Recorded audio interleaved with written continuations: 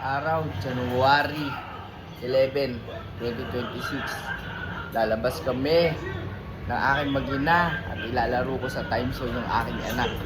Kaya kung ikaw, George, isa ka sa mga George na nanonood nito, isa ka sa mga Earth, salamat dahil pinanonood mo to.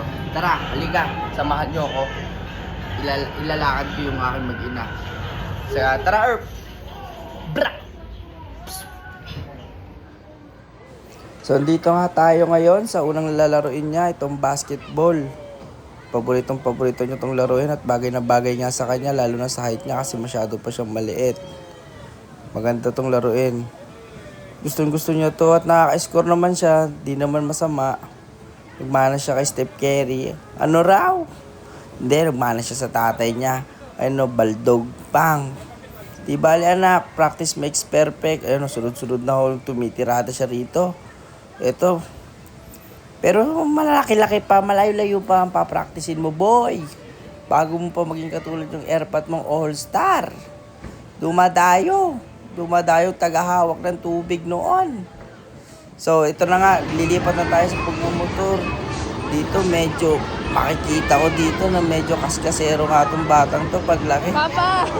Siyempre, kailangan ko rin maglaro. Hindi pwedeng siya lang. Kasama yan sa pagtanda. Dito, sinama ko siya mag-Tekken. Dito, halos sirain niya na yung controller. Hindi niya kasi alam kung paano laruin. Tingnan niyo kung paano niya sisirain. No? Ya, sige, sirain mo. Hindi naman atin yan eh. Ganyan. Bayad naman yan. Hindi, kidding aside, boy. Hindi kasi talaga siya marunong lumaro, kaya nanggigigil siya. Pero kalahin mo yun, nakaka-KO pa siya dyan. Nakaka-KO pa siya. Sumunod na round. At syempre, ito, yung main event, hindi rin pwedeng hindi lalaro. Kasama rin niya sa lalaro.